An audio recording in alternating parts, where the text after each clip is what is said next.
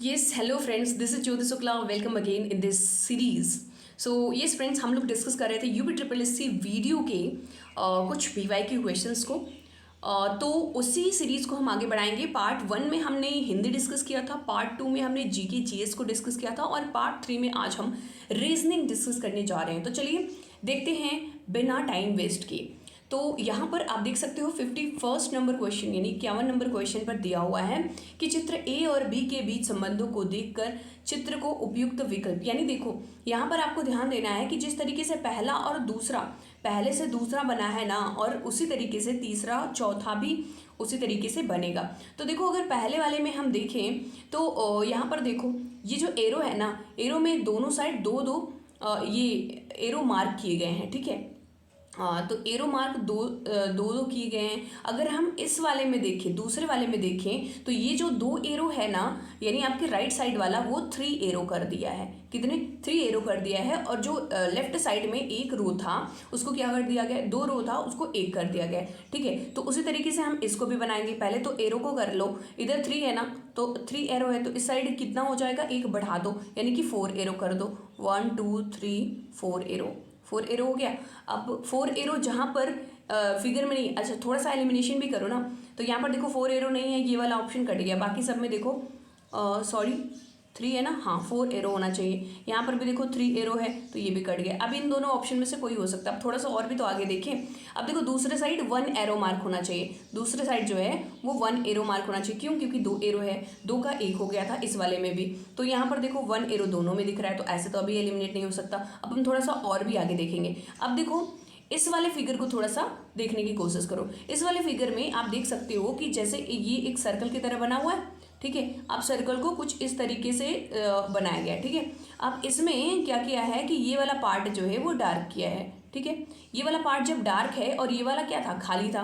लेकिन जब दूसरे वाले फिगर में आप देखो जो रिलेशन बनाया है उसमें जो पार्ट खाली है उसको फिर क्या कर दिया है, भर दिया। यानी दूसरा जो फिगर बनाया तो इसी वाले को यही फिगर था और इसमें ये वाला पार्ट जो है वो जो है डार्क कर दिया और ये वाला पार्ट जो है वो खाली रखा। तो मतलब आपने समझ लिए होगे कि जो पार्ट डार्क है उसको खाली कर देना है और जो खाली है उसको डार्क कर देना है, ठीक है। तो उसी तरीके से हम इसको भी करेंगे। अब देखो ये वाला पार्ट देख रहे हो ना, पहला वाला पार्ट इसमें क्या है जो है ऐसे ही ब्लैंक है। तो अब देखो पहला पार्ट जो है वो जहाँ डार्क होगा वही हो जाएगा। ये देखो डार्क है तो ये हो जाएगा और दूसरा वाला देखो कट गया अपने आप।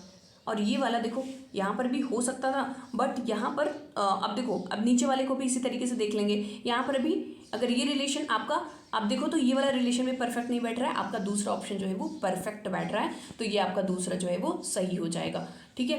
होप आपको क्लियर होगा। देखो इस इन सब में क्या है ना, आपको फिगर ही बहुत ही ध्यान से देखना होता है। अगर आपने ध्यान से नहीं देखा फिगर को तो थोड़े से ना चांसेस हो सकते हैं कि आप मिस्टेक कर दो, क्योंकि आपने दो ऑप्शन आप एलिमिनेट कर लोगे, लेकिन 2 ऑप्शन में हो सकता है कि आपने ध्यान ना दिया और जल्दी से किया और वो हो सकता है कि आप खराब कर दो।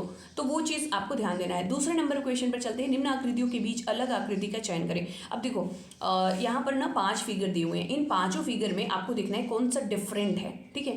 तो ये देखो ये भी वाटर इमेज बना रहा है, देख रहे हो ना। इस साइड का क्या है, इस साइड बन गया वाटर इमेज बन रहा है, ये भी वाटर इमेज बन रहा है और ये भी बन रहा है, ये भी बन रहा है। लेकिन ये देखो ये वाटर इमेज नहीं बन रहा है। अगर इसका वाटर इमेज हम बनाते तो ऐसा बनता, कुछ इस तरीके का वाटर इमेज बनता, ठीक है। तो ये ऑप्शन जो है वो गलत हो गया। तो कौन सा डिफरेंट है, सी डिफरेंट है, तो सी जो हो गया वो आपका सही आंसर हो जाएगा।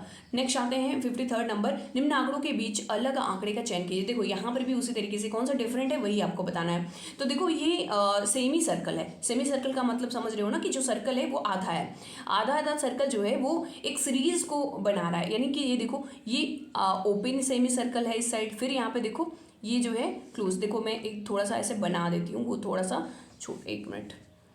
ये बेंजीन का स्ट्रक्चर, बेंजीन टाइप का स्ट्रक्चर यहाँ पे बनाया है और उसके बाद एक ये ओपन सेमी सर्कल बनाया, उसके बाद क्लोज्ड सेमी सर्कल, फिर से ओपन, फिर आप देख सकते हो फिर यहाँ पे क्लोज, देख रहे हो ना। तो ओपन क्लोज यही फॉलो कर रहा है। ये हो गया। यहाँ पर भी देखो ओपन क्लोज यही फॉलो कर रहा है, लेकिन यहाँ पर देखो ये देखो क्लोज हुआ, देख रहे हो ना, जबकि क्या होना चाहिए था, ओपन के बाद क्लोज के बाद फिर ओपन, मतलब यही ऑप्शन जो है वो गलत हो जाएगा। नेक्स्ट भी चेक कर लेते हैं, डी देखो ओपन है क्लोज है, ओपन क्लोज, और इस वाले को भी देख लो तो ये भी क्लोज है क्लोज ओपन, तो ये भी सही है। मतलब जो सी ऑप्शन है ना वही सही नहीं है, वही सबसे डिफरेंट है, तो यहाँ पर भी आपका सी ऑप्शन जो है वो सही हो जाएगा। होप आप समझ रहे होगे फिगर्स को। देखो फिगर्स बहुत ही ईजी हैं ये सब क्वेश्चन, सिर्फ और सिर्फ आपको थोड़ा सा अच्छे से ध्यान देना है बस। 54 नंबर पर आते हैं। यहाँ पर आप देख सकते हो, देखो ये सीरीज है, सीरीज को आपको देखना है, कंप्लीट करना है, ठीक है। तो यहाँ पर देखो ए है, ए के बाद फिर सी है, मतलब आप देख रहे हो +2 इसमें ऐड हो गया, ABC, ठीक है। अब यहाँ पर +2 फिर से ऐड कर दो, ठीक है। तो CDE यहाँ पर क्या हो जाएगा, E।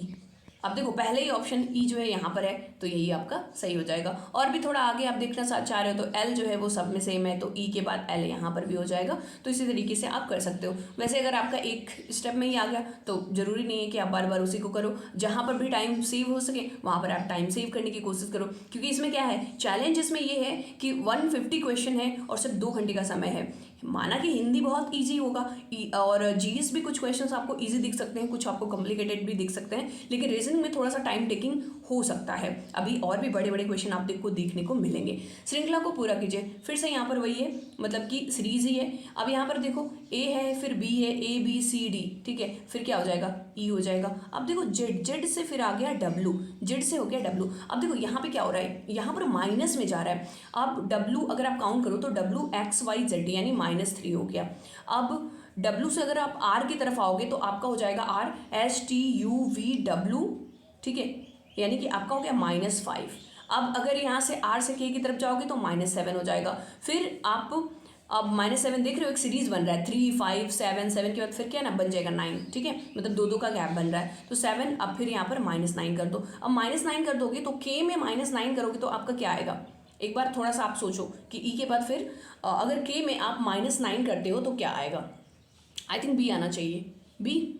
एक बार काउंट कर लो, CDEFGHIJK, सही है, यानी कि बी आ जाएगा, EB, ठीक है। और यहाँ पर भी अगर अब देखो, खैर यहीं पर आंसर आ गया। अगर आप करना चाहते हो तो एक स्टेप और कर सकते हो लास्ट वाले को भी जानने के लिए। तो ए से अगर डी में गया है तो क्या किया है, ABCD यानी +3 कर रहा है यहाँ पर, ठीक है। तो ऐसे ही आप प्लस करते जाओगे तो आपका आ ही जाएगा। खैर एक स्टेप में ही आ गया, तो आपको जरूरी नहीं कि आप बार बार करो, उसी को रिपीट करो। नेक्स्ट आते हैं 56 नंबर पर। उस विकल्प का चयन करें जो तीसरे पद से, क्या कह रहा है, तीसरे पद से ठीक उसी तरीके से संबंधित है जिस प्रकार दूसरा पद पहले से संबंधित है, ठीक है। तो ये देखो पहला दूसरा का रिलेशन जिस तरीके से है उसी तरीके से तीसरा का भी चौथे से रिलेशन है। अब थोड़ा सा इसको देखना ना, यहाँ पर ना आप गैप निकालना चाहोगे तो गैप से नहीं होगा, यहाँ पर थोड़ा सा आपको ध्यान देना है। देखो मैं बना रही हूँ MAGIC है, ठीक है, इसका रिलेशन बनाया है B के साथ, H के साथ, BHF, और है आपका Z, और है आपका L, ठीक है। अब देखो यहाँ पे कैसा बन रहा है, यहाँ पर ना क्रॉस होगा, जैसे आपने क्रॉस मल्टीप्लिकेशन वगैरह पढ़ा है ना, उसी तरीके से M को L में ले जाओ, मैच करो। यहाँ पे क्या देख रहे हो, -1 हो रहा है, क्या हो रहा है, -1। बेसिकली अगर आप देखो ना तो सब में -1 हो रहा है, ठीक है, LM, ठीक है, M में -1 किया, L हो गया। अब C को इधर लेके जाओ, -1 हो गया कि नहीं, B के बाद C आता है, -1 हो गया। अब A में -1 करोगे Z हो जाएगा, I में -1 करोगे H के बाद I आता है, और ये FG इसको सीधा सीधा मिला लो, ठीक है। तो आपने क्या समझा, क्रॉस मल्टीप्लिकेशन। उसी तरीके से आप कैबिन में भी ऐसे कर लो, ठीक है। अब कैबिन में -1 अगर हम करें, इसको मैं थोड़ा सा यहाँ पर इरेज कर रही हूँ और यहीं पर फिर से रिलेशन बनाने की कोशिश करते हैं। C में -1 करेंगे तो क्या आएगा, C में B हो जाएगा, तो लास्ट में देखो B।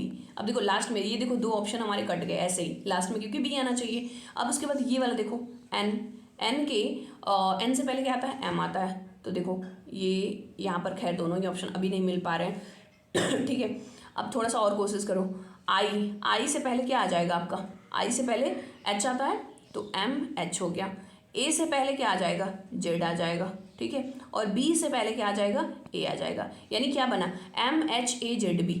MHAZB कहीं है, हाँ ये है MHAZB, यानी आपका C ऑप्शन जो है वो आपका करेक्ट हो जाएगा। तो इस तरीके से आपको करना है। इस तरीके का 2 क्वेश्चन देखने को मिलेगा आपको, अभी एक और भी आगे देखेंगे, तो ये ना बड़ा इंपॉर्टेंट बन जाता है। ऐसा क्वेश्चन फिर से आपको रिपीट मिल सकता है।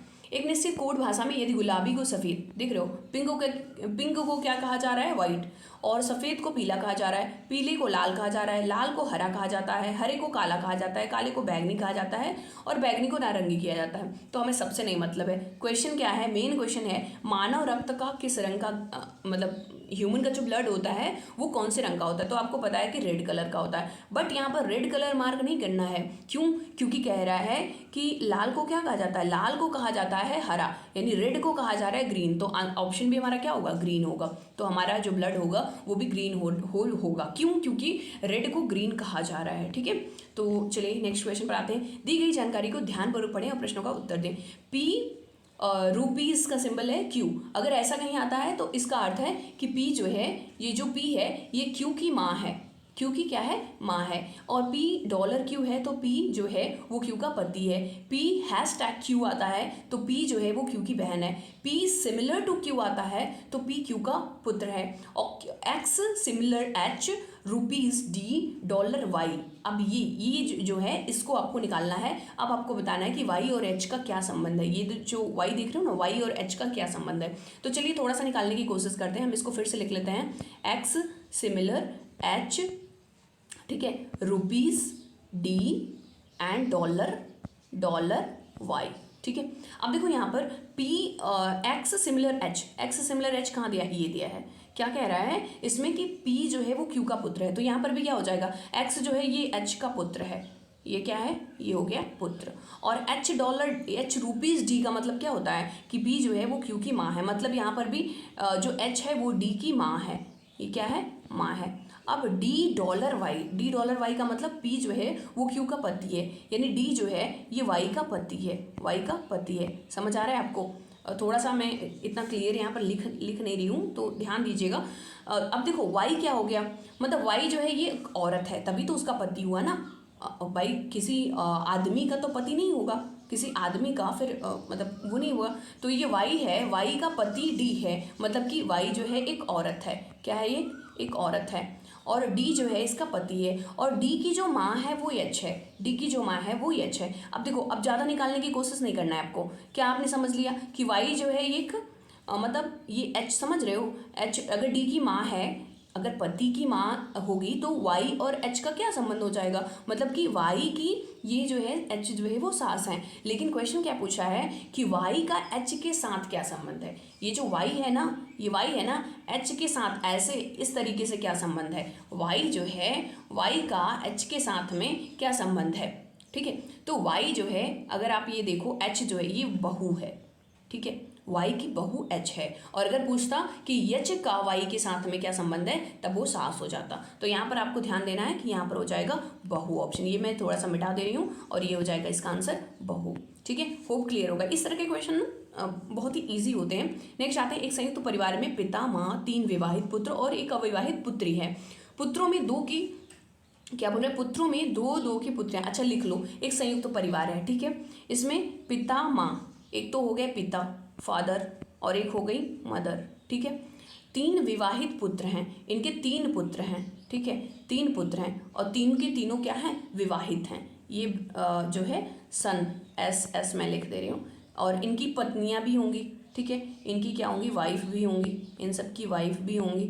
और क्या कह रहा है, नेक्स्ट, एक अविवाहित पुत्री भी, इनकी एक जो है लड़की भी है, इनकी एक लड़की भी है, गर्ल या आप डॉटर कह लो, इनकी एक डॉटर भी है। परिवार और एक, इसके बाद क्या कह रहा है, पुत्रों में 2 पुत्रियां हैं। अब देखो, इनको भी 2 हो गई पुत्री और इनको भी 2 पुत्री हो गई, और एक को 1 पुत्र है और इसको मान लो 1 पुत्र है, केवल 1 लड़का है। तो कह रहा है परिवार के पुरुष सदस्यों की संख्या। अब पुरुष कितने हैं, अब देखो, एक तो फादर हो गए पुरुष, और 3 लड़के हो गए, 3 1 4, और एक लड़के को 1 लड़का है, तो ये कितने हो गए, मतलब 5 पुरुष हो गए। 5 क्या हो गए पुरुष, आदमी कितने हैं, 5 है। अब महिला की बात करें तो एक तो मदर हो गई महिला, और इन तीनों की पत्नियां हैं 3, तो 3 और 1 ये हो गया 4, और उसके साथ में और 2 लड़कियां भी हैं, 2 लड़के को 2 लड़कियां हैं, तो 4 और 4 कितना हो गया 8। और इनकी ये जो फादर मदर हैं इनकी एक लड़की ऑलरेडी थी, तो 8 और 1 9, यानी कि टोटल 9 जो हैं वो महिला हैं, 9 जो हैं वो महिला हैं। पूछा क्या है और तो कुल संख्या और परिवार के पुरुष सदस्यों की कुल संख्या का तो महिला सदस्यों, तो महिला और पुरुष का अनुपात निकालना है। तो महिला देखो 9:5, 9:5 हो जाएगा इसका आंसर। तो आपको मार्क कर देना है बी ऑप्शन, बी ऑप्शन जो है 9:5 जो है वो सही हो जाएगा। होप आपको समझ में आ रहा होगा। नेक्स्ट आते हैं 60 नंबर क्वेश्चन पर। ठीक है, यहाँ पर दिया है 2 कथनों के बाद 2 निष्कर्ष दिए गए हैं। पहला, कुछ पेपर पुस्तकें हैं। ठीक है, तो ये देखो पेपर है, कुछ पेपर जो हैं ये बुक हैं, कुछ पेपर जो हैं ये बुक हैं, सभी पुस्तकें नोट्स हैं। यानी जो सभी बुक है ना वो उसको देखो हम बुक को पूरा का पूरा हमने क्या कर दिया सर्कल कर दिया। सभी पुस्तकें जो है वो नोट्स हैं, सभी पुस्तकें क्या हैं नोट्स हैं। अब देखो निष्कर्ष दिया है कोई पेपर नोट नहीं है। ऐसा कैसे हो सकता है भाई, कोई पेपर नोट नहीं है मतलब ये कंफर्म तो नहीं है ना, तो ये आप काट दो। कुछ नोट पेपर है, हाँ कुछ नोट पेपर, ये देख रहे हो इसका रिलेशन, कुछ नोट जो है वो पेपर हैं, तो दूसरा ऑप्शन जो है वो सही हो जाएगा। अब देखो कहाँ पर आपको सही करना है, केवल एक अनुसरण करता है नहीं, केवल 2 अनुसरण करता है हाँ बिल्कुल सही, तो बी ऑप्शन जो है वो इसका सही हो जाएगा। तो 60 का बी ऑप्शन सही है। नेक्स्ट आते हैं 61 में। एक शब्द के अक्षरों को अव्यवस्थित किया गया है। देखो यहाँ पे मतलब यहाँ पर ना बहुत सारे वर्ड हैं, इनको लेटर्स हैं। अब लेटर से आपको एक मीनिंगफुल वर्ड बनाना है। ठीक है, अब देखो IADO कोई वर्ड बन रहा है क्या, आप सोचो थोड़ा सा कि क्या वर्ड बन सकता है। तो ये बन रहा है एडेंशियो। क्या बन रहा है एडेंशियो, ADHENSIVE।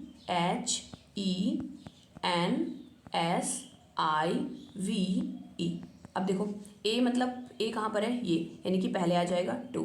डी कहाँ पर है 3, 2 के बाद 3, उसके बाद एच कितना है 5, 2 3 5। ई कहाँ पर है ये है 6, 2 3 5 6, उसके बाद एन कितना है 7, 2 3 5 6 7, कहीं पे आ रहा है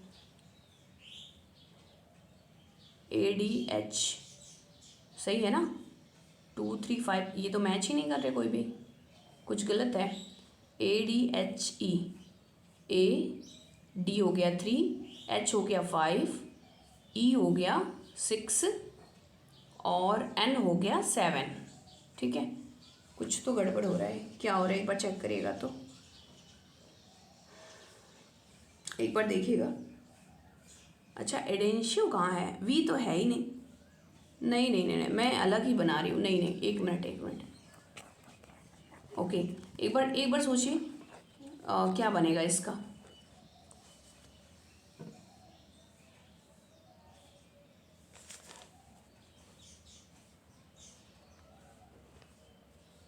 एडिशन बन जाएगा ADHESION।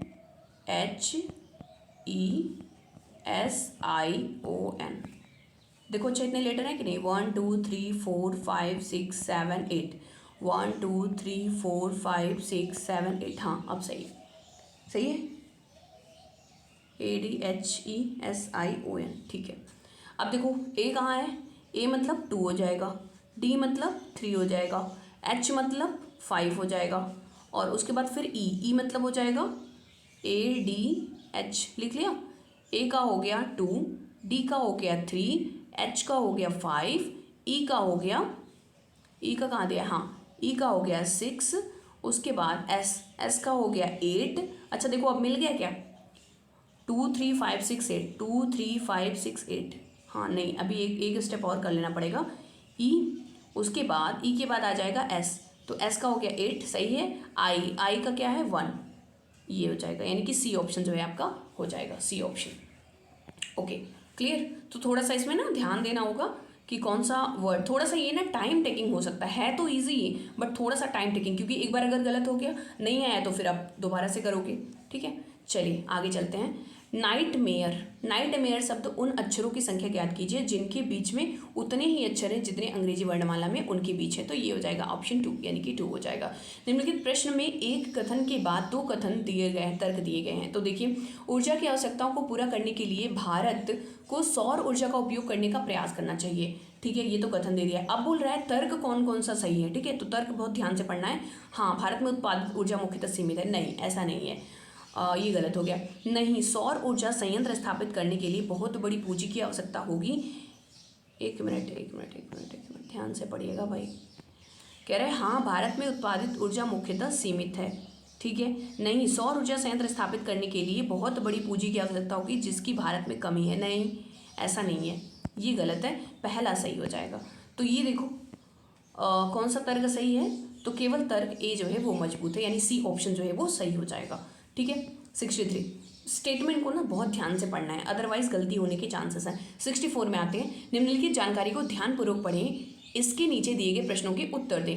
एक सॉफ्टवेयर कंपनी ने इंजीनियरों को भर्ती का फैसला किया। मानदंड, इसके ना कुछ क्राइटेरियाज हैं। अब क्राइटेरियाज को ध्यान से पढ़ना है, उसी क्राइटेरिया के अकॉर्डिंग ही वो जॉब देता है इंजीनियरों को। ठीक है, तो पहला क्या क्या क्या क्राइटेरिया है। पहला, जैसे आप देखते हो ना कि कभी भी कोई भी वैकेंसीज आती हैं तो उसमें देता है क्राइटेरिया कि 10th पास होना चाहिए, 12th पास होना चाहिए, या ग्रेजुएशन पास होना चाहिए, या ग्रेजुएशन भी पास होना चाहिए तो 50% होना चाहिए, 60% होना चाहिए। ठीक है, कभी कभी ये बोल देता है कि CCC होना चाहिए, जैसे इसी के एग्जाम में, वीडियो के एग्जाम में CCC मांग लिया था। ठीक है, तो ऐसे बहुत सारी जो है क्राइटेरिया जो है वो जो भी भर्ती लेता है या जो भी अपने यहाँ काम देता है तो वो क्राइटेरिया कुछ फिक्स करता है, तो उसको जो है फिलअप करना होता है। तो चलिए फुलफिल करना होता है। तो फर्स्ट हो गया इंजीनियरिंग स्नातक में कम से कम 75% और HSC में 80%। तो क्या क्या पहला क्या क्राइटेरिया है कि 75% तो इंजीनियरिंग ग्रेजुएट हो और 80% जो है वो CHC में HSC में भी लाया हो। ठीक है, दूसरा क्या है, कम से कम 2 वर्षों का अनुभव भी होना चाहिए। अगर 1 वर्ष का अनुभव है, 1 वर्ष से कम है तो नहीं चलेगा। तीसरा कह रहा है 3 वर्ष के बॉन्ड पर हस्ताक्षर करने के लिए तैयार हो। मतलब ये दोनों है तो भी तीसरा 3 वर्ष का बॉन्ड भी, देखो ज़्यादातर जो कंपनियां होती हैं या कोई भी ऑर्गेनाइजेशन होते हैं ना, तो वो एम्प्लॉयज़ को जब काम पर रखते हैं तो वो 2-3 वर्ष तक का बॉन्डेशन पर रख लेते हैं, उनको सिग्नेचर करवा लेते हैं कि भाई 3 वर्ष तक तुम्हें कहीं नहीं जाना है। उसी तरीके से ये हो गया 1 to 2017 को आयु 28 वर्ष से अधिक और 21 वर्ष से कम नहीं होना चाहिए। मतलब देख रहे हो जो एज है वो 21 से 28 वर्ष का होना चाहिए, 21 से 28 वर्ष, तभी वो काम पर रखेंगे। तो चलिए अब देखते हैं। हालांकि यदि उम्मीदवार को निम्नलिखित मानदंड को छोड़कर उपयुक्त सभी मानदंडों को पूरा करता है, मान लो ऐसा हो सकता है कि एक क्राइटेरिया को फुलफिल ना कर रहा हो, तो उसमें भी कुछ इसमें दिया हुआ है कुछ छूट वगैरह कि क्या किया जाएगा। मे बी वो किसी दूसरे अधिकारी को भेज दिया जाए, वो फिर सोचे। तो पहला बोल रहा है कि लेकिन स्नातक में अगर 50% और HSC में 70% प्राप्त किया हो। मान लो कि अगर ना कोई ऐसा बंदा है जो 80% और 84% का जो क्राइटेरिया रखा है वो नहीं फुलफिल कर रहा है, लेकिन उसके पास 3 वर्ष का अनुभव है। अनुभव कितना मांगा था, अनुभव 2 ही वर्ष मांगा था ना, हाँ 2 वर्ष मांगा था, लेकिन इसके पास 3 वर्ष का अनुभव है। देखो बहुत सारे ऑर्गेनाइजेशन में ना अनुभव बहुत मांगते हैं, मतलब उतना परसेंटेज नहीं रहेगा, उतना टैलेंट नहीं रहेगा, तभी वो अनुभव देखते हैं कि इसका कितना एक्सपीरियंस है। ठीक है, तो अगर 3 वर्ष का अनुभव है तो इस मामले को निदेशक को संदर्भित किया जाएगा। ठीक है, निदेशक मतलब वो डायरेक्टर को भेज दिया जाएगा। अब इसके बाद दूसरा क्या कह रहा है, लेकिन नौकरी समयावधि से पहले छोड़ने पर 1 लाख की राशि का भुगतान करने को तैयार है मामला अध्यक्ष को। अब देखो, अब वो 3 साल का जो एग्रीमेंट था ना, मान लो अगर वो 3 साल का एग्रीमेंट नहीं करता है और 1 लाख की राशि, मतलब वो ये बोलता है कि अगर मैं छोड़ूंगा तो 1 लाख रुपए जो है वो दे करके जाऊंगा, तो ऐसा अगर मामला है तो वो अध्यक्ष को भेज दिया जाएगा। तीसरा कह रहा है लेकिन एक कंप्यूटर इंजीनियर है, डॉक्टर DGM को संदर्भित किया जाएगा। अगर वो कंप्यूटर इंजीनियर है तो वो DGM को भेज दिया जाएगा। अब देखो, अब नीचे दिए गए उम्मीदवार का विवरण दिया गया है, आपको प्रदान की गई जानकारी और उपरोक्त शर्तों व उप शर्तों के आधार पर विकल्पों में सूचीबद्ध कार्यवाही में से एक करनी होगी। संदर्भ दिनांक 1/2/2017 को आपको प्रश्न में दी गई जानकारी के अलावा अन्य किसी भी चीज़ पर विचार नहीं करना। मतलब समझ रहे हो, आपको एक्स्ट्रा कुछ नहीं दिमाग नहीं लगाना है कि मान लो 10 साल का एक्सपीरियंस है तब क्या करना होगा, वो सब नहीं देखना है कि मान लो 90% 95% है और बाकी कुछ नहीं है तब क्या करेगा, वो सब नहीं सोचना है। सिर्फ जितना दिया गया है बस उतना ही आपको सोचना है। तो अब देखो एक केस दिया है, इतना तो अभी क्राइटेरिया बताया कि ये होगा तब। मान लो एक यहाँ पर एक दिव्या नाम की लड़की है, ये एक मैकेनिकल इंजीनियर है और पिछले 1 वर्ष में एक सहायक इंजीनियर। देख रहे हो कितना मांगा था, 2 वर्ष का मांगा था एक्सपीरियंस, लेकिन इसके पास कितना है, सिर्फ 1 वर्ष का है, काम कर रहा है। उसने स्नातक और HSC में 82 और 87%, हाँ इसका परसेंटेज तो बराबर है, परसेंटेज में कमी नहीं है।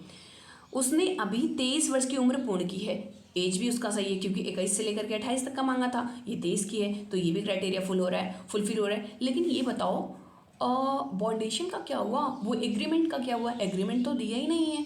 ठीक है, मतलब यहाँ पर देखा जाए तो सारे क्राइटेरिया तो है ही नहीं, एक क्राइटेरिया तो यहाँ भी फुलफिल नहीं हो रहा है, दो क्राइटेरिया फुलफिल ही नहीं हो रहा है, तो हम कैसे डिसीजन ले लेंगे।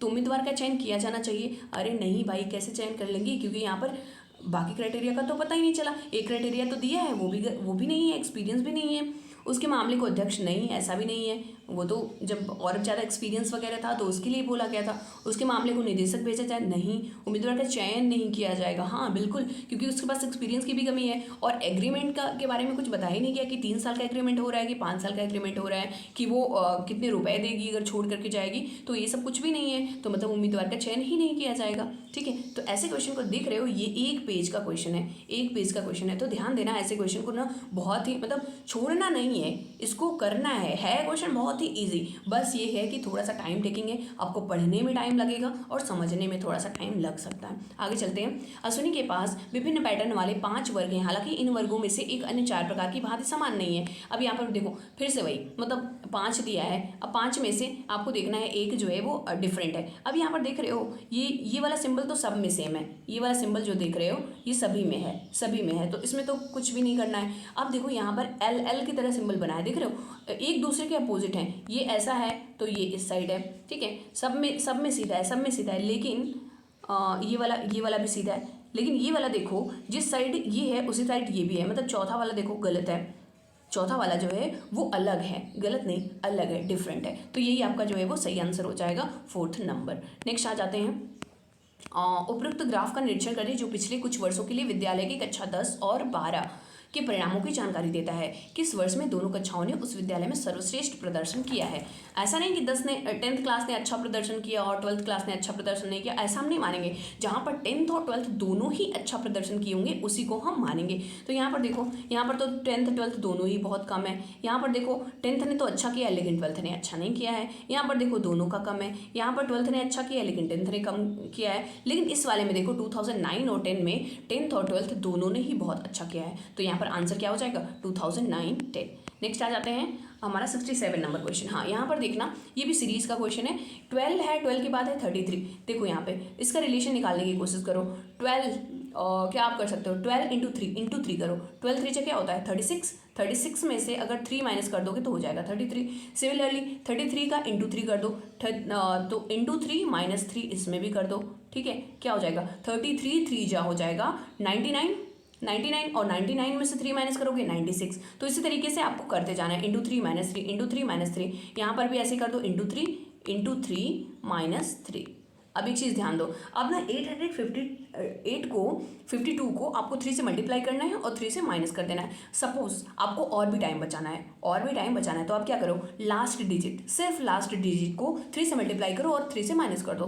देखो क्या हो जाएगा, 2 इंटू 3 अगर आपने किया तो हो जाएगा 6, और 6 में से अगर आपने 3 किया तो लास्ट में आ जाएगा 3। तो देख लो 3 कहीं पर है लास्ट में, इन सारे ऑप्शन में। 5 में इसमें नहीं है, इसमें है, इसमें नहीं है, इसमें नहीं है, अपने आप आंसर आ गया। सीधे ज़्यादा मल्टीप्लाई करने की जरूरत नहीं पड़ी, सीधे से आपने लास्ट डिजिट में मल्टीप्लाई किया 3 से और 3 माइनस कर दिया, हो गया आपका आंसर। ठीक है, तो ये है टाइम बचाने का तरीका। ठीक है, निम्नलिखित अनुक्रम में अगली संख्या कौन सी है, 4, 9, 26, 105, 524। यहाँ पर देखो, अब यहाँ पे क्या हो रहा है, 4 इंटू 2। ठीक है, यहाँ पर मैं लिख दे रही हूँ, 4 है, 9 है, फिर 26 है, फिर 105 है, फिर 524 है, 524 है, और इसके बाद बोल रहा है क्या है। अब देखो यहाँ पे 4 इंटू 2 कर रहा है, 4 2 जा 8 और प्लस 1 9। ठीक है, यहाँ पर देख लो, यहाँ पर क्या कर रहा है, 9 इंटू 3 कर रहा है, 9 3 जा 27 माइनस 1, यहाँ पे हो गया 26। फिर देखो यहाँ पर भी ऐसे कर, देखो यहाँ 2 से मल्टीप्लाई किया, फिर 3 से मल्टीप्लाई किया, अब फिर से 4 से मल्टीप्लाई कर देगा। ठीक है, 4 से, चाहे तो आप चेक कर लो, और उसके बाद फिर +1 हो जाएगा। देखो मैं करके देख लेती हूँ, 4 6 जा 24, 4 आया 2 कैरी, 4 2 जा 8 और 2 10, 104। अब 104 में क्या कर दिया इसने, 1 प्लस कर दिया, तो 105 आ गया। अब ये देखो 105 का अब फिर 5 से मल्टीप्लाई कर दो, 5 से मल्टीप्लाई कर दो, और फिर क्या करोगे, -1 कर दो।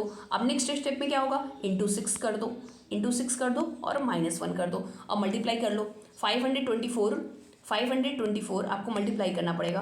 524 इंटू किससे मल्टीप्लाई करना है, 6 से, इंटू 6 से मल्टीप्लाई कर लेते हैं। 6 4 जा 24, ये हो जाएगा आपका 4, और ये आ गया 2 कैरी। 6 2 जा 12 एंड 2 14, 4 हो गया 1 कैरी एंड 6 5 जा 30 एंड 1 31, कितना हो गया 31 44। और क्या करना है -1 कर दो तो आपका हो जाएगा 31 43, 31 43। आ रहा है क्या कहीं आंसर? कुछ गलत है क्या? कुछ तो गलत लग रहा है। अच्छा 44 है ना, हाँ यहाँ पर तो प्लस होता है ना, नीचे नीचे नीचे देखो हम लोग प्लस कर रहे हैं तो क्या हो जाएगा 44 में +1 ऐड कर दोगे तो 31 45, 31 45 कहाँ है? बी ऑप्शन में है, तो 31 45 जो है वो सही हो जाएगा। ठीक है, तो 68 के बाद आ जाते हैं हम 69 नंबर क्वेश्चन पे। क्वेश्चन नंबर 69, निम्नलिखित में से कौन सा शब्द अगला शब्द होगा? तो देखो यहाँ पर बी है, बी के बाद एफ है, एफ के बाद जे है, जे के बाद एन है। देख लो गैपिंग, बी के बाद एफ की कितनी की गैपिंग है? सी डी ई एफ, मतलब कि आपका हो गया बी के बाद सी डी ई एफ यानी +4 हो गया। उसके बाद इसी तरीके से यहाँ पर भी जो है एफ से जे की तरफ जाओगे तो एफ जी एच आई जे के एल जे हो गया ना, हाँ तो एफ जी एच आई जे, यहाँ भी +4 हो गया, यहाँ भी इसी तरीके से यहाँ भी +4 हो जाएगा। तो यहाँ पर एन में अगर +4 करोगे तो आपका आ जाएगा आर। अब आर देखो सभी ऑप्शन में है, अब यहाँ पे इससे कुछ नहीं होने वाला है। अब ये आप करोगे 2 है, 2 के बाद है 8, तो यहाँ पर देखो इंटू 4 हो गया, 2 4 जा 8, 8 4 जा 8, ये 8 4 जा 32 इंटू 4, 8 4 जा 32 और 34 2 जा 128 और 128 2 जा कह रही हूँ 4 जा तो 32 4 जा 128 एंड 32 एंड 128 4 जा कर दो। क्या करोगे? 128 का आप 4 में मल्टीप्लाई कर दोगे तो आ जाएगा आपका 512। ठीक है, तो आपका आंसर हो जाएगा बी ऑप्शन। बी जो है आपका करेक्ट ऑप्शन है 512।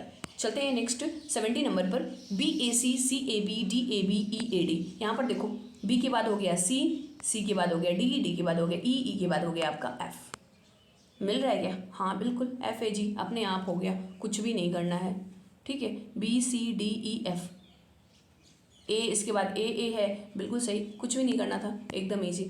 71 में आ जाते हैं। @49 *49 हैशटैग स्टार, ये सब देखो सिर्फ और सिर्फ मतलब दिमाग खराब करने के लिए दिया है और कुछ भी नहीं, बहुत ही ईजी क्वेश्चन है। पूछ कह रहा है संख्या 2 के बाद एक विषम संख्या कितनी बार आती है? 2 के बाद सिर्फ देखना है विषम संख्या कहाँ है, तो देखो 2 कहाँ है, ये 2 के बाद 3, यहाँ पे विषम संख्या हो गया।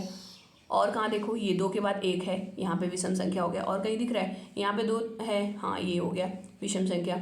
और देखो यहाँ 2 के बाद 6 है, यहाँ पर तो सम संख्या, ये नहीं माना जाएगा। 2 के बाद 4 है, यहाँ भी नहीं माना जाएगा। 3 2 के बाद 4, एक बार चेक कर लेना ध्यान से कहीं और छूट तो नहीं रहा है।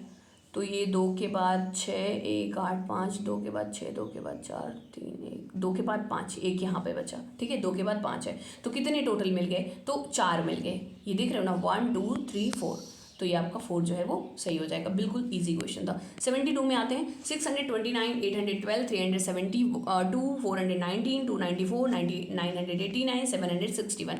यहाँ कह रहा है यदि एक प्रत्येक विषम अंक में घटाया जाता है और एक प्रत्येक सम अंक में जोड़ा जाता है तो नवनिर्मित अनुक्रम में निम्न में से कौन सा नंबर दूसरा उच्चतम होगा? ठीक है, तो देखो 629 दिया है, 812 ये सब दिया है ना। अब इसमें कह रहा है कि प्रत्येक विषम अंक से 2 हटाया जाए, मतलब देख रहे हो जहाँ पर विषम है ना वहाँ पर क्या कर दो, -1 कर दो, और जहाँ सम है वहाँ पर जो है +1 कर दो। ठीक है, तो चलिए करते हैं। 6 है ना, 6 सम है तो सम में क्या हो जाएगा, विषम एक ऐड कर दोगे, प्रत्येक सम में एक प्रत्येक संग में ऐड करना है, तो 6 का क्या हो जाएगा 7, यहाँ मैं लिख देती हूँ। 2 है, 2 में भी एक जुड़ जाएगा, क्या हो जाएगा 3 हो जाएगा। 9 है, 9 विषम है तो इसमें एक घट जाएगा, ये हो जाएगा 8। ठीक, उसके बाद 812, 8 का क्या हो जाएगा 9, और 1 है, 1 विषम है तो ये हो जाएगा एक कम हो जाएगा, यानी ये हो जाएगा 0। ठीक है, और 2 का हो जाएगा 3, फिर 372 है, 3 का एक कम हो जाएगा 2 हो जाएगा। 7 में भी एक कम हो जाएगा, यानी कि ये हो जाएगा 6। 2 है तो 2 का हो जाएगा 3। ठीक है, 419 है तो 4 का हो जाएगा एक जुड़ जाएगा यानी 5 हो जाएगा। 1 का हो जाएगा 0, और 9 है, 9 में भी एक कम हो जाएगा यानी 508 आ जाएगा। उसी तरीके से आप देखो, इसी तरीके से कर लेंगे आप। ठीक है, सारा का सारा। अब उसमें से अब देखना है आपको कि दूसरा सबसे उच्चतम, तो पहला अब देख लेना कि सबसे ज़्यादा, अब इतने में अगर देखें हम तो 903 आ रहा है, लेकिन अगर हम सारा कर लेंगे थोड़ा सा टाइम लग रहा है। ठीक है, तो आप देखो एक बार करके देखो कि क्या आ रहा है। ठीक है, सारे के सारे 1 2 3 4 मैंने 1 2 3 4 कर दिया, अभी 3 और बचे हुए हैं, 3 इसी तरीके से आपको ऐड करना है। खूब बहुत ही इजी तो है, लेकिन थोड़ा सा आप जल्दी से करो कॉपी पे, ये इस पर स्क्रीन पर उतना सही से नहीं हो रहा है, ठीक है।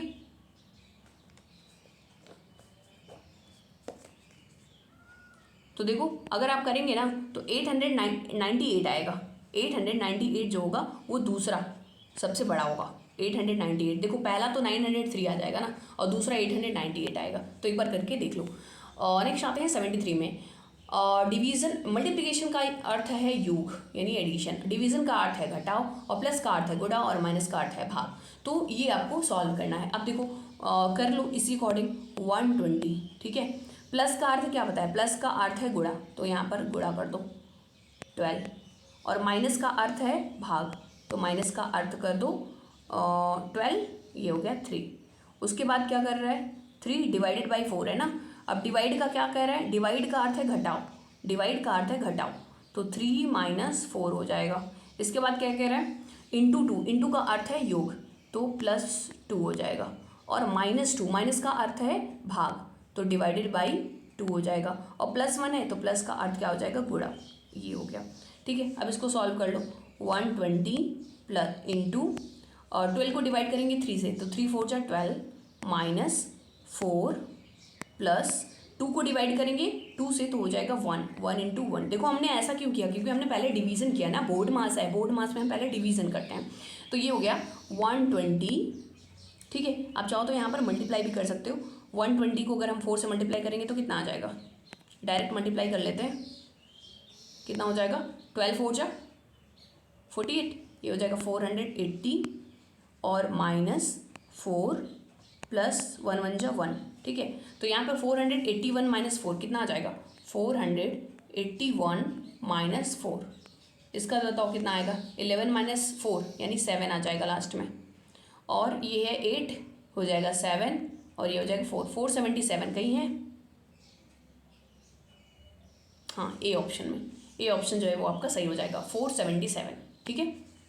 चलिए आगे चलते हैं। निम्नलिखित समीकरण को सही बनाने के लिए दो संकेतों को अदला बदली करनी पड़ेगी। देखिए इसमें जो क्वेश्चन ना आपको एक बार ना समझ में आए या थोड़ा सा लगे कि कन्फ्यूजन है ना, तो थोड़ा सा वीडियो को आप पीछे कर लीजिए और फिर देख लीजिए। निम्नलिखित समीकरण को सही बनाने के लिए दो संकेतों को अदला बदली करनी पड़ेगी। देखो 5 + 3 × 4 - 12 डिवाइडेड बाई 4 = -1। अब देखो अगर हम इसमें ना प्लस को माइनस कर दें और माइनस को प्लस कर दें तो ये जो है इक्वल -1 आ जाएगा। इसको भी आप सॉल्व कर लोगे ईजिली। नेक्स्ट आते हैं 75 नंबर पर। निम्नलिखित शब्दों को अंग्रेजी शब्दकोश में उनके क्रम के अनुसार व्यवस्थित कीजिए। अब ये वो कैब है, वो कैब तो आप जानते हो ना, अरेंज करना। देखो सब में आर है तो आर तो सब में रहेगा, उसके बाद ई भी सब में है तो ई भी सब में आ जाएगा। मतलब सबसे पहले 6 और 3 तो सब में आएंगे। उसके बाद के मतलब आपको देख लेने हैं कि ABCD ये तो आपको सबको पता है कि ए से लेकर के जेड में कौन आता है। थोड़ा सा ये भी ना थोड़ा सा टाइम टेकिंग है, क्योंकि आप जब देखोगे ना एक एक करके, है तो बहुत ही ईजी ये क्वेश्चन जो है वो डिफिकल्ट नहीं है तो बहुत ईजी, लेकिन जब आप करोगे तो थोड़ा सा ये टाइम लगा सकता है। ठीक है, तो एक बार आप देख लो कि क्या आएगा, एक बार आप करने की कोशिश करो।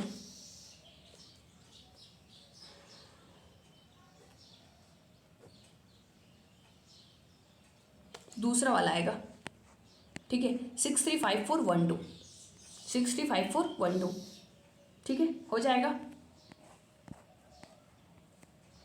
चलिए आगे चलते हैं। ये बहुत ही इजी है, आप वो क्या जानते हो ना, राम जैसे आपको बनाना होता है, आप एक्सेल में जैसे कंप्यूटर में हम लिखते हैं तो नेम के अकॉर्डिंग अरेंज हो जाते हैं, वही अरेंजमेंट आपको यहाँ पर करना है। नेक्स्ट है, टर्बुलेंस शब्द में पहला लेटर अंतिम लेटर के साथ बदलता है। क्या कह रहा है? पहले को अंतिम के साथ बदलता है, दूसरा लेटर 10वें लेटर के साथ बदलता है इत्यादि। नवनिर्मित शब्द लेटर बी के बाद कौन सा आएगा? तो यहाँ पर देख लो, सबसे पहले तो आप लिख लो टर्बुलेंस। क्या कह रहा है?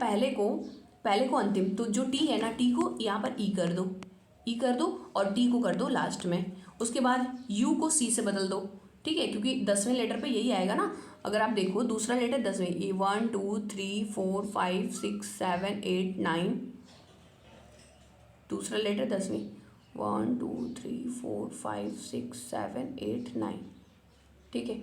एक बार इसको बदलने की कोशिश करो, ठीक है। तो आप जब बदलोगे तो आपका फिर पूछ रहा है नवनिर्मित शब्द में बी के बाद कौन सा लेटर आएगा। एक बार बदलने की कोशिश करो आप, ठीक है। तो बी के बाद आपका ना आर आ जाएगा, ये आएगा आपका ECERLUBRUT। ठीक है, थोड़ा सा टाइम टेकिंग है। ठीक है, मैं यहाँ पर जल्दी से इसे ख़त्म करने की कोशिश कर रही हूँ, तो यहाँ पर आर आ जाएगा आपका आंसर। ठीक, चलिए नेक्स्ट आते हैं 77 में। ये थी विक्टोरी, क्या है विक्टोरी प्लान, ये वर्ड ही है, खैर इट मीन्स की लेटर दिया हुआ है। शब्द में सभी स्थिरांक को पहले वर्णानुक्रम में व्यवस्थित किया जाता है, फिर सभी वर्गों को वर्णानुक्रम में व्यवस्थित किया जाए तो बाएं, तो कौन सा बी बाएं से, क्या बोल रहे हैं, तो कौन सा बी बाएं से चौथे के दाएं ओर दूसरा होगा। ठीक है, आप इंग्लिश में भी पढ़ सकते हो, which letter will be second to the right of the fourth from the left. ठीक है, तो इसको आप जब अरेंज करोगे तो अरेंज करने के बाद ये भी आपका आ जाएगा दूसरे से, ये टी आ जाएगा। ठीक है, तो अरेंज करना है, अरेंज आप कर सकते हो easily.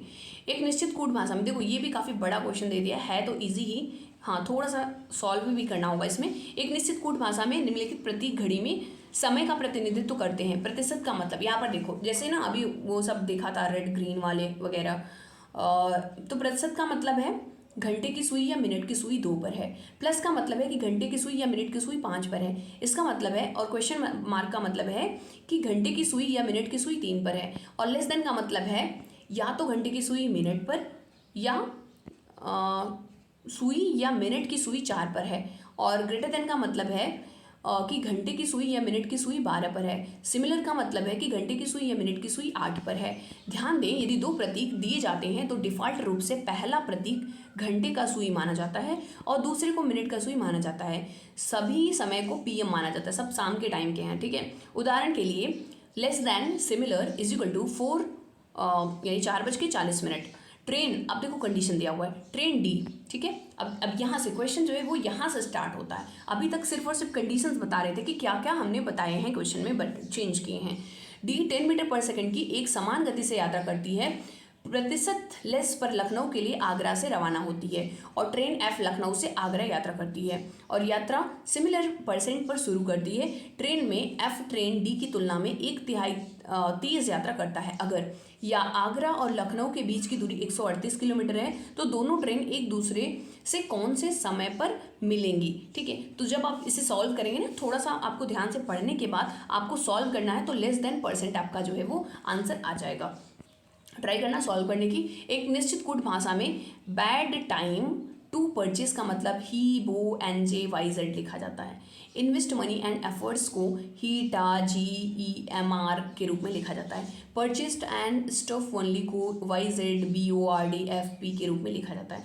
Only energy and money को TAFP, MRUX के रूप में लिखा जाता है। तो अब कह रहा है इन्वेस्ट एफर्ट टू एनर्जी के लिए क्या यूज़ किया जाएगा, तो इसको जब आप ना अरेंज करोगे तो वो आपका आ जाएगा UXGENJHI। नेक्स्ट आते हैं, एक निश्चित कोड में लॉन्गर को QDFMNK, जो अभी हमने वो अरेंज किया था उस तरीके से, जो है क्रॉस मल्टीप्लिकेशन ना, उसी तरीके से ये भी है, करके देख लेते हैं एक बार से। LONGER। ठीक है, तो ये दे दिया है QDFMNK। ठीक है, तो यहाँ पर देखो तो -1 जा रहा है ना, सबका ऐसे ही। तो उसी तरीके से आपको अब टाइगर को भी बना लेना है, TIGER। तो R का क्या हो जाएगा, R से पहले क्या आता है, Q, तो यहाँ पर हो जाएगा Q। T से पहले क्या आता है, T से पहले S, तो ये देखो यहाँ से ना एक ऑप्शन आप हटा सकते हो ये, क्योंकि लास्ट में इसके U दिया है। अब देखो E से पहले क्या आता है, D। ठीक है, तो QD है, हाँ ये 2 ऑप्शन में दोनों में दिया है। उसके बाद I से पहले क्या आता है, H, यहाँ पर देखो H लास्ट में है, हाँ ये देखो ऑप्शन आपका सही हो गया, ये वाला भी देख रहे हो कट गया। ठीक, हाँ एक ऑप्शन और भी बचा है अभी। ठीक है, एक और देख लेते हैं, एक और करके। तो G से पहले क्या आ जाएगा, H, क्या आता है, F आता है। ठीक है, F, तो आपका आ गया QDFHS, हाँ B ऑप्शन जो है वो सही हो जाएगा, QDFHS। नेक्स्ट आते हैं 81 में। हाँ, m प्लस एल का अर्थ है एल एम का बेटा है, ये वाला अभी जो पहले बहू वाला आया था ना, उसी तरीके से m इंटू एल का अर्थ है एल एम का पिता है, एल प्लस एम का अर्थ है एल एम का दामाद है, m माइनस एल का अर्थ है एल एम की पत्नी है, एल स्टार एम का अर्थ है एम एल का भाई है, और एल हैशटैग एम का अर्थ है एम एल का इकलौती बहन है। निम्नलिखित समीकरण में प्रश्न चिन्हों के स्थान पर कौन से दो प्रतीक आएंगे, यह दिखाने के लिए ई एक्स की पत्नी है, एक्स प्रतिशत P minus C question mark D question mark E. तो इसे जब आप ना यहाँ पर सिर्फ और सिर्फ ना सिंबल दिखाना है कि क्या आपका सिंबल आएगा। ई निम्नलिखित समीकरणों में प्रश्न चिन्हों के आधार, प्रश्न चिन्ह की जगह पर क्या आएगा। ठीक है, एक बार इसको करने की कोशिश करो कि क्या आएगा।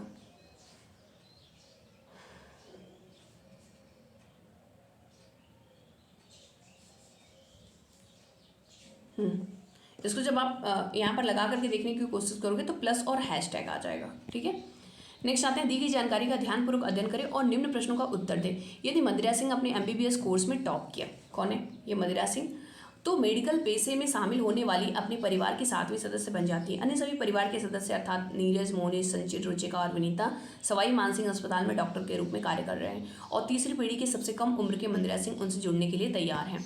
तो ये एक फैमिली के बारे में पूरा दिया हुआ है, उसको बहुत ध्यान से पढ़ना है। 3 पीढ़ियों के इस परिवार में 2 युगल जोड़ी और भाइयों और बहनों की जोड़ी है। परिवार में 3 एंकोलॉजिस्ट, 2 दंत चिकित्सक, 1 चिकित्सक और एक ये न्यूरोलॉजिस्ट है। परिवार में एक कोई महिला, एक ओंकोलॉजिस्ट नहीं है। विनीता न्यूरोलॉजिस्ट नहीं है। परिवार में कोई विवाहित व्यक्ति, एक दंत चिकित्सक नहीं है। तन्मय नीरज का पुत्र है, जबकि संकित मोनिस का पुत्र है, जिसकी पत्नी विनीता है। मोनिस देखो, जिसकी पत्नी विनीता है, मोनिस एक ऑन्कोलॉजिस्ट है। मोनिस और विनीता परिवार में सबसे बड़े हैं। मंदिरा सिंह संचित की बेटी है, जबकि रुचिका नीरज जा की ननद जेठानी भाभी। निम्नलिखित में से कौन सा एक चिकित्सक है। ठीक है, तो यहाँ पर अगर आप देखोगे तो बाकी सभी ऑप्शन उन सब के अकॉर्डिंग आपके सब हट जाएंगे और विनीता जो है वो करेक्ट आंसर हो जाएगा। ठीक है, नेक्स्ट आ जाते हैं हम। दी गई जानकारी को ध्यानपूर्वक अध्ययन करें और निम्न प्रश्नों का उत्तर दीजिए। 3 पीढ़ियों के फिर से परिवार के बारे में दिया है। भाई परिवार से बड़ा ही अच्छा रिलेशन है वीडियो का। 3 पीढ़ियों के कसम, क्या बोल रहा है, 3 पीढ़ियों के कसम परिवार में, कसम परिवार में, अच्छा ठीक है। 8 सदस्य हैं, ABCDEFGH हैज़, और ये /CG की ये क्या है भाई, बहू है, क्या लिखा है, बहू है। EB का एकमात्र पोता है। DE के 2 देखो अगर इसमें ना समझ में है ना तो इंग्लिश में पढ़ लो। इन द कसम फैमिली, ये फैमिली का नाम है। Of the 3 generation there are 8 member, ABCDEFGH। C इज G's daughter in law, E is B's only grandchild, D is one of his 2 maternal uncle, G and D is one of whom is male or the children of B is B, F is the father of D, H is G's husband। ठीक है, अब कह रहा है निम्नलिखित में से कौन सा सत्य है, इसमें से कौन सा एक ट्रू है स्टेटमेंट। तो दूसरी पीढ़ी में 2 पुरुष हैं, AH की ननद जेठानी भाभी है, तो उसको जब आप ना सही से लगाओगे तो यहाँ पर आ जाएगा CF के पोते की पत्नी या फिर नाते की पत्नी है। ठीक है, दिए गए युग्म में एक निश्चित संबंध साझा करते हैं, उस विकल्प का चयन कीजिए जिसमें शब्द जोड़ी एक ही रिश्ते को साझा करते हैं। तो देखो जिस तरीके से चूहा कृंतक का संबंध है ना, उसी तरीके से किसका मधुमक्खी मधुमक्षिकालय। देखो यहाँ पर ना मधुमक्षिकालय क्या हो गया, मतलब उसके रहने का या उसके जो है एपेरी इसके उसके रहने का स्थान, यहाँ रहने के स्थान से नहीं मतलब उसके नेचर से मतलब है। नाविक समुद्री जहाज, ये तो मतलब नाविक और समुद्री जहाज का वो परफेक्ट रिलेशन जैसा कि इसमें है वो नहीं बन रहा है। वेल का स्तन प्राणी, हाँ ये जो है मैमल ये बन रहा है। बंजारा गिरोह रहने का स्थान से कोई मतलब नहीं है, तो ये C ऑप्शन जो है वो बिल्कुल सही हो जाएगा। दिए गए बयानों पर विचार कीजिए, भले ही वे आमतौर पर ज्ञात तथ्यों के साथ भिन्नता में हों, और निर्णय लेके दिए गए निष्कर्षों में से कौन सा निष्कर्ष तर्क संगत रूप से कथन का पालन करते हैं। तो कुछ चूहे जो हैं वो सफ़ेद हैं, ठीक है, सम रैट आर वाइट, तो ऐसे बना लो जो रैट हैं, कुछ रैट जो हैं वो क्या है, वाइट हैं, ठीक है, और सम वाइट आर पिग, कुछ वाइट जो हैं वो पिग हैं, ऐसे बनाओ। कुछ रैट जो हैं, कुछ वाइट जो हैं वो पिग हैं। ऑल पिग आर ब्लू, और जितने पिग हैं ना वो क्या है, ब्लू है, वो क्या है, ब्लू है। और no pig is a donkey, कोई भी पिग जो है वो डंकी नहीं है, तो डंकी का अलग बना लो, ठीक है। ऑल डंकी आर टॉल, सभी डंकी क्या है, टॉल है, तो ये आपने बना लिया टॉल। अब क्या कह रहे हैं, अब आपको निष्कर्ष पे आ जाना है। कुछ लंबे सूअर नहीं हैं, कुछ लंबे सूअर नहीं, हाँ ये हो सकता है, ठीक है।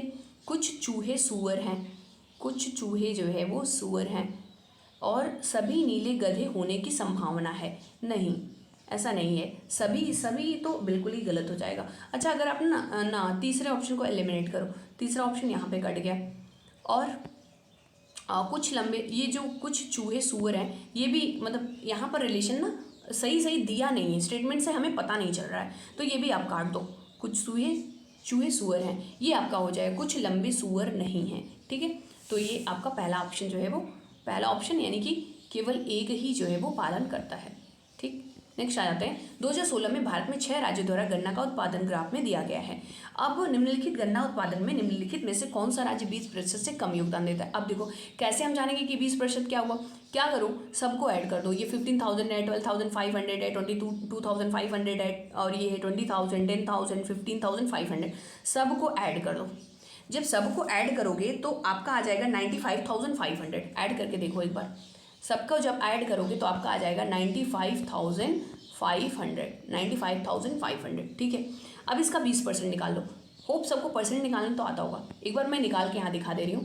95,500, ठीक है, का 20% यानी 20 डिवाइडेड बाई 100 कर दो, ठीक है। ये 2 जीरो से 2 जीरो आपके कैंसिल हो गए, इसको मल्टीप्लाई कर दो। 2 5 ज़ा 10, 2 5 ज़ा 10, ये 1 कैरी आया था, 2 5 ज़ा 10 और 1 11, 1 कैरी, 2 9 ज़ा 18 एंड 1 19, ठीक है। कितना आ गया, ये 1 0 था ना, ये 1 0 बढ़ा दो, यानी आ गया आपका 1 10 100,000 10,000, यानी 19,100। जो 20% है वो है 19,100। तो 19,100 से जिसका भी कम प्रोडक्शन है वो 20% से नीचे है। तो देखो ये भी कम प्रोडक्शन है, AB का भी कम प्रोडक्शन है, UP तो है भाई, और तमिलनाडु भी है, गुजरात का भी कम है, और MP का भी। तो ये जो है महाराष्ट्र, आंध्र प्रदेश और गुजरात और ये है मध्य प्रदेश। तो जहाँ भी है वो आपका सही हो जाएगा, यानी D ऑप्शन जो है वो करेक्ट जो है हो जाएगा। नेक्स्ट आते हैं। निम्नलिखित पंक्ति ग्राफ 1994 से 2000 तक 7 साल की अवधि में मिथुन इंस्टीट्यूशन से परीक्षा के लिए उपस्थित उम्मीदवारों की कुल संख्या से CAT कैट परीक्षा उत्तीर्ण करने वाले उम्मीदवारों की संख्या का प्रतिशत दर्शाता है। तो देखो यहाँ पर हर एक साल में, जैसे यहाँ पर देख रहे हो 1994 में 30% है, 1995 में 50% है, ठीक है। तो क्या कह रहा है कि 1998 में अर्हता प्राप्त क्वालिफाइड उम्मीदवारों की संख्या 21,200 थी। तो 1998 में उपस्थित उम्मीदवारों की संख्या क्या थी। तो देखो इसको भी आपको निकालना पड़ेगा, ठीक है। इसको भी जब आप निकालेंगे तो आपको पता चल जाएगा कि कितने उम्मीदवार 1998 में थे। एक बार ट्राई करो सॉल्व करने की, ठीक है। एक बार सॉल्व करने का ट्राई करो, इसको ग्राफ को देख करके आपको सॉल्व करना है, ठीक है।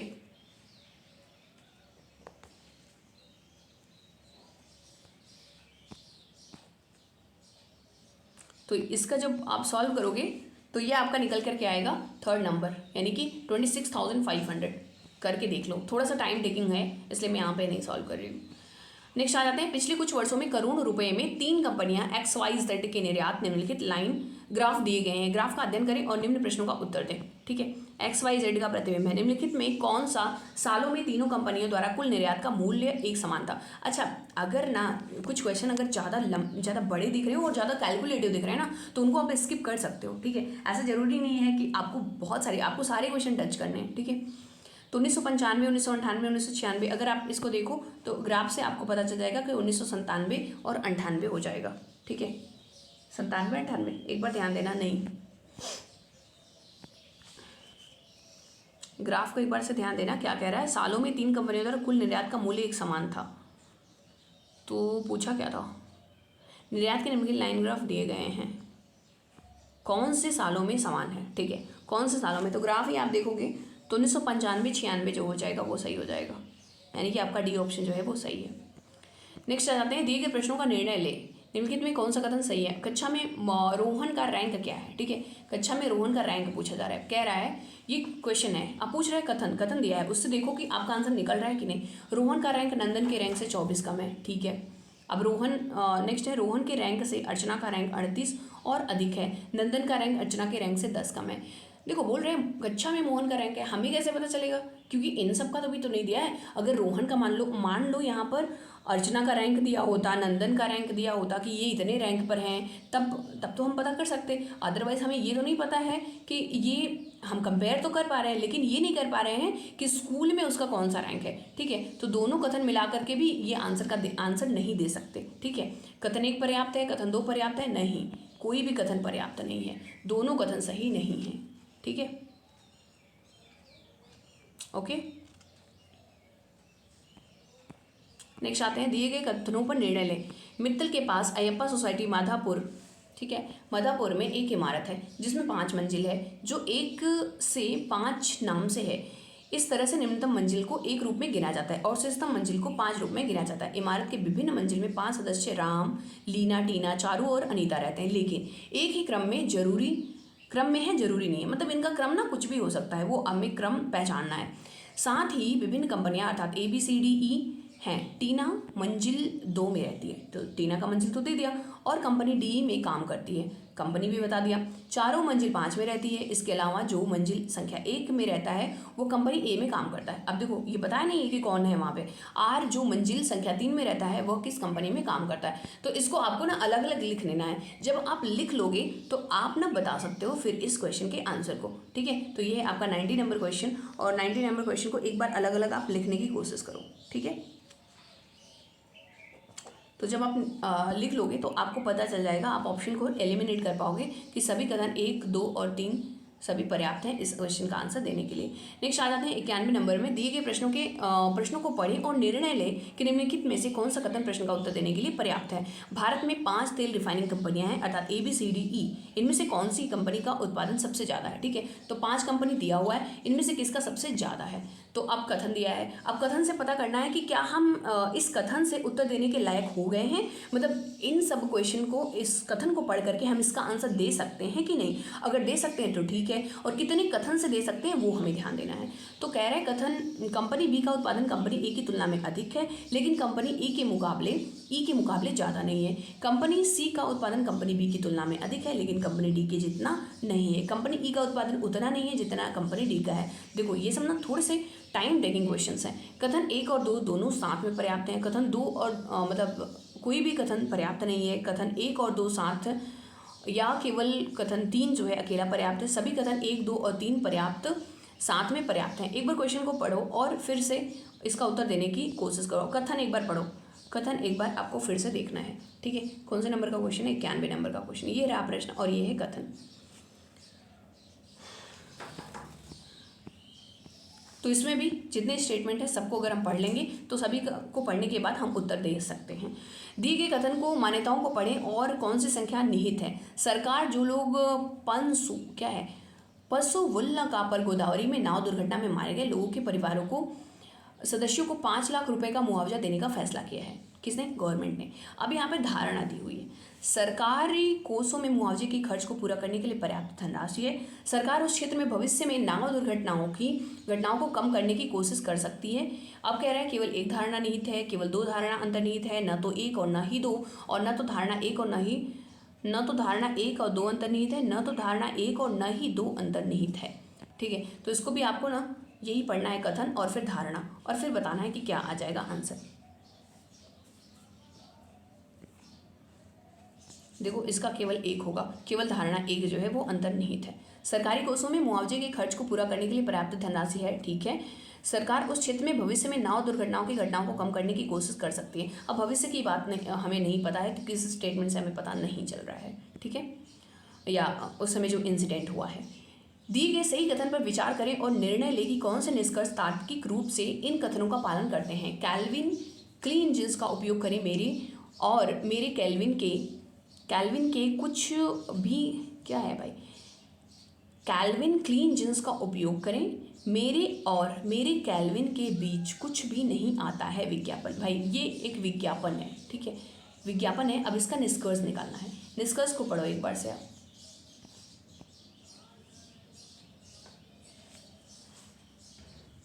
आकर्षक नारे कैची स्लोगन लोगों को आकर्षित नहीं करते। लोगों को डार्क शेड वाला जींस पसंद आता है। केवल निष्कर्ष 1, केवल निष्कर्ष 2, या तो निष्कर्ष 1 या 2, न तो निष्कर्ष 1 और न ही 2। इसको एक बार देखो और ट्राई करो आंसर देने की।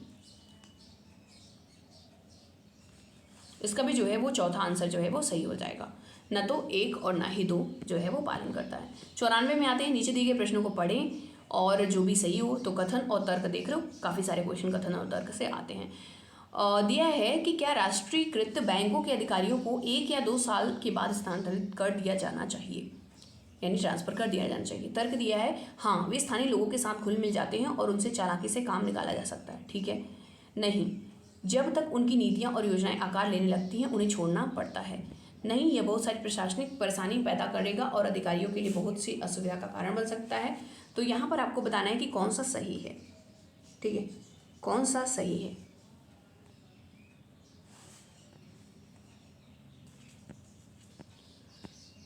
नहीं, ये वाला फर्स्ट जो है वो गलत हो जाएगा।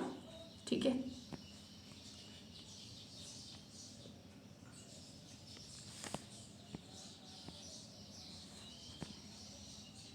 दो और तीन जो है वो प्रभावशाली है। ये और ये नहीं, जब तक उनकी नीतियाँ और योजनाएं आकार लेने लगती हैं उन्हें छोड़ना पड़ता है। नहीं, ये बहुत सारी प्रशासनिक परेशानी पैदा करेगा और अधिकारियों के लिए बहुत सी असुविधा, यानी ट्रांसफर करना जो है वो सही नहीं होता है। ठीक है, चलिए 95 में आते हैं, दिए गए प्रश्न को पढ़ें और निर्णय लें। प्रभावशाली है, कौन सा प्रभावशाली है, कौन सा तर्क जो है वो प्रभावशाली है। क्या भारत में सभी अप्रत्यक्ष करों को एक समान और सेवा पर जीएसटी में जोड़ा जाना चाहिए। तर्क है हाँ, ये टैक्स संग्रह प्रणाली को काफ़ी सरल बना देगा और इससे कर एकत्रित करने की लागत भी कम हो जाएगी। ठीक है, हाँ, निर्माताओं और व्यापारियों को इससे फ़ायदा होगा जो बदले में कर संग्रह को बढ़ावा देगा। ठीक है, नहीं, किसी अन्य देश ने ऐसी प्रणाली नहीं है, ऐसा नहीं है भाई, जीएसटी बहुत सारे देशों ने अपनाया है। तो ये हो गया आपका, यानी पहला और दूसरा जहाँ पर है वो आपका सही हो जाएगा। तो सी ऑप्शन जो है वो बिल्कुल सही है। नेक्स्ट आ जाते हैं, नीचे दी गई जानकारी को ध्यान से पढ़ें और निम्न प्रश्न का उत्तर दें। ABC सोसाइटी ने अपनी सोसाइटी में फ्लैटों के आवंटन के लिए निम्नलिखित शर्तों को रखा है। आवेदक ने राज्य के निवास का प्रमाण पत्र प्रस्तुत करना चाहिए। आवेदक कम से कम 5 साल का, देख रहे हो, मतलब वही वाला वो जो हमने अभी एक लेडी वाला और फिर एक और 2 क्वेश्चन इस तरीके के आ चुके हैं, ये तीसरा क्वेश्चन है। ठीक है, तो ये पूरा क्राइटेरिया दिया हुआ है। ठीक है, क्राइटेरिया आपको पढ़ना है, थोड़ा सा आप पढ़िएगा। ठीक है, हम ये इस जल्दी से ख़त्म करना चाह रहे हैं। उपरोक्त टाउन काउंसिल के अध्यक्ष को संदर्भित किया जाना चाहिए, एक बार आप पढ़िए। ठीक है, ये बहुत बड़ा क्वेश्चन है, पूरे 1 पेज का है। ठीक है, 1 पेज के क्वेश्चन 2-3 क्वेश्चन दिख गए। ठीक है, देखो अगर ऐसे क्वेश्चन में ना टाइम लगे तो आप छोड़ सकते हो। ठीक है, ज़रूरी नहीं है कि आप पूरे के पूरे क्वेश्चन करो। एक तो माइनस मार्किंग भी है, आधा माइनस मार्किंग है, ऐसा किसी भी एग्ज़ाम में नहीं होता है जितना कि इसमें है। ठीक है, 96 आप देखो, मैं इसका डायरेक्ट आंसर बता दे रही हूँ। 96 का जो आंसर होगा वो ए होगा। इसको आप पढ़िएगा ध्यान से, और अगर ऐसा क्वेश्चन आता है ना और ज़्यादा टाइम लगता है तो उसमें आप फंसिए मत, छोड़ दीजिए। ठीक है, और अगर टाइम बचता है तो आराम से करिए, कोई दिक्कत नहीं है। दी गई आकृति निम्न विकल्पों में से एम्बेडेड है, इस विकल्प का चयन करें। ठीक है, यहाँ पर देखो ये जो है ये किस में मिल रहा है, ये आकृति जो है वो किस में मिल रही है, तो अगर आप ध्यान से देखो तो डी ऑप्शन में मिलेगा। ठीक है, ये देखो ये आकृति आप देखोगे, ये आकृति है, बहुत ईजी क्वेश्चन है, ये सब क्वेश्चन तो आपको बिल्कुल भूल के भी नहीं छोड़ना है। ठीक है, चलिए आगे चलते हैं। दिए गए आंकड़े में विशिष्ट प्रतीक हैं, हाँ इसको देखना है, ये दिया हुआ है। अब ये देखो किस में मैच कर रहा है। ठीक है, अगर आप देखो ये वाला, देखो ये वाली आकृति इसमें मिल रही है, नहीं मिल रही, तो ये तो कट गया। ऐसे ही दूसरे वाले में देखो, दूसरे वाले में भी आपको ऐसे कुछ दिख जाएगा। ये वाला देखो, ये दिल वाला है, इसमें नहीं है तो ये भी कट गया। इसके बाद तीसरा देखो, तीसरे में भी कुछ ना कुछ आपको मिल जाएगा, काट दोगे, ये चौथा जो है वो सही है। ठीक है, चौथा जो है अगर आप मिलाओ पूरा तो वो जो आकृति है वो सब आकृतियाँ इसमें मिल रही हैं। नेक्स्ट आता है 99। कपिल और धर्मा क्लब में 2 पासा के साथ खेल रहे हैं और उन्होंने पासा को निम्नलिखित चित्रों के अनुसार फर्श पर घुमाया। यदि x 4 बिंदु के विपरीत छोर पर मौजूदा बिंदुओं की संख्या पर प्रतिनिधित्व करता है तो x का मान ज्ञात कीजिए। देखिए यहाँ पर 2 पासे है ना, ये देखो 5 and 2 यहाँ पर है, 5 to 1 है ना, यहाँ पर 5 to 1 है, और यहाँ पर देखो 5 और 1 दिख रहा है, तो जो है 2 जो है 5 2 हो गया, 5 और 1 यहाँ पर भी है और 5 और 1 यहाँ पर भी है। 2 यहाँ पर है पर 2 यहाँ नहीं है, तो यहाँ पर 2 जो है वो हो जाएगा, यानी ऑप्शन ए जो है वो सही हो जाएगा। चित्र ए और बी के बीच के संबंधों को देखकर नीचे दिए गए चित्र को उपयुक्त विकल्प के साथ बदलें। देखिए ये भी एकदम काफ़ी इजी क्वेश्चन है। देखो यहाँ पर है प्लस है मल्टीप्लिकेशन, प्लस है मल्टीप्लिकेशन है और माइनस जैसे यानी डैश है, ये माइनस तो नहीं है। एंड ये जो है डिवीज़न का साइन दिया है, डिवीज़न क्या है, ये परसेंटेज ज़्यादा लग रहा है। ये देखो ये वर्टिकल है, कैसा है, वर्टिकल है। अब इसको हॉरिजॉन्टल कर दिया है, इसको मोड़ दिया, हॉरिजॉन्टल कर दिया। इसी तरीके से ये भी वर्टिकल है, मतलब जिस तरीके से पहला का दूसरे के साथ में रिलेशन है ना, उसी तरीके से तीसरे का चौथे के साथ में भी रिलेशन है। तो वही आपको देखना है और वही आपको बता देना है। अब देखो इसको अगर आप हॉरिजॉन्टल करोगे ना तो ये, और एक चीज़ और ध्यान रखना कि जैसे पहला वाला ना यहाँ पर डार्क नहीं था, डार्क था, तो दूसरे इस वाले कॉलम में जो रिलेशन वाला कॉलम था वहाँ पर डार्क नहीं किया है। दूसरा वाला डार्क नहीं था तो दूसरे वाले को डार्क कर दिया। तो ये देखो ये पहला वाला जो है डार्क नहीं है तो पहले वाले को डार्क कर देना है। तो ये वाला देखो, ये और ये तो बिल्कुल नहीं होगी, ये पता नहीं कहाँ से सिंबल लेके आया है, ठीक है। ये पहले तो होगा नहीं, तो ये वाला आपका पहले हो जाएगा। तो ये ऑप्शन जो है वो बिल्कुल सही है और ये डार्क भी है। ये वाला भी देखो मिल रहा है, लेकिन ये पहले वाला जो है वो डार्क नहीं है, जबकि पहला वाला जो है वो डार्क होना चाहिए। क्यों डार्क होना चाहिए? क्योंकि इसमें जो पहला वाला है इस वाले में उसमें पहला वाला जो है फिगर वो डार्क नहीं है। अगर डार्क नहीं है तो पहला वाला फिगर दूसरे वाले में हम क्या कर देंगे, डार्क कर देंगे, क्योंकि इसका जिस तरीके से रिलेशन था, ए का बी के साथ में जैसा रिलेशन था वैसा ही सी का डी के साथ में भी रिलेशन होगा। तो ऑप्शन 3 जो है वो बिल्कुल सही है। तो इसी के साथ हमारा टोटल 50 क्वेश्चन रीजनिंग का भी जो है वो कंप्लीट हुआ। और हाँ, मुझे फीडबैक जरूर दीजिएगा कि कैसा लगा आपको। हमने पहले पार्ट में जो है वो हिंदी डिस्कस किया था, काफ़ी अच्छा रिस्पॉन्स देखने को मिला था। जीएस में भी काफ़ी अच्छा रिस्पॉन्स देखने को मिला है। रीजनिंग भी आप देखिएगा और मुझे बताइएगा जिसमें ज़्यादा आपको प्रॉब्लम हो रही है वो आप मुझे कमेंट करके बता सकते हो। मैं उन स्पेसिफिक टॉपिक पर ज़्यादा से ज़्यादा कोशिश करूँगी कि वीडियोज़ बनाऊँ। तो चलिए मिलते हैं किसी नए वीडियो में। Bye bye and take care.